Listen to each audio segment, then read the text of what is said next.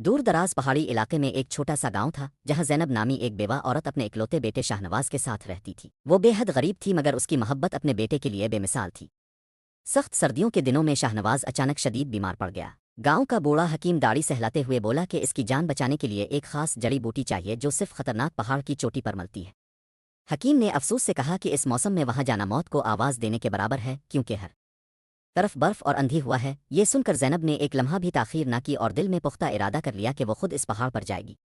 اگلی صبح وہ پرانے زمانے کے موٹے کپڑے پہن کر ہاتھ میں لکڑی کی چھڑی تھامے پہاڑ کی طرف روانہ ہو گئی۔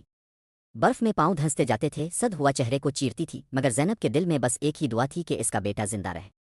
جب وہ آخری چوٹی کے قریب پہنچی تو راستہ انتہائی خطرناک ہو چکا تھا۔ ایک جگہ اس کا پاؤں پھسلا اور وہ گرتے گرتے بچی مگر اس کا پیر زخمی ہو گیا۔ درد سے اس کی آنکھوں میں آنسو بھر آئے مگر اس نے ہمت نہ ہاری، اپنے کپڑے کا ایک ٹکڑا پھاڑ کر زخم باندھا اور دوبارہ چڑھائی شروع کر دی۔ بالآخر وہ اس جگہ پہنچ گئی جہاں نایاب جڑی بوٹی اگتی تھی۔ برف میں ڈھکی چٹان کے پیچھے سبز پتوں والی بوٹی چمک رہی تھی۔ اسے دیکھ کر زینب کی آنکھوں میں خوشی کے آنسو آ گئے۔ اس نے احتیاط سے بوٹی نکالی اور سینے سے لگا لی۔ واپسی کا سفر اس سے بھی زیادہ کٹھن تھا۔ تھکن اور درد اس کے جسم کو توڑ رہے تھے مگر بیٹے کی مسکراہٹ اسے ہر قدم پر سہارا دے رہی تھی۔ شام ڈھلتے ہی وہ گاؤں پہنچ گئی۔ اس کے کپڑے پھٹے ہوئے تھے، جسم زخموں سے بھرا تھا مگر چہرے پر سکون کی روشنی تھی۔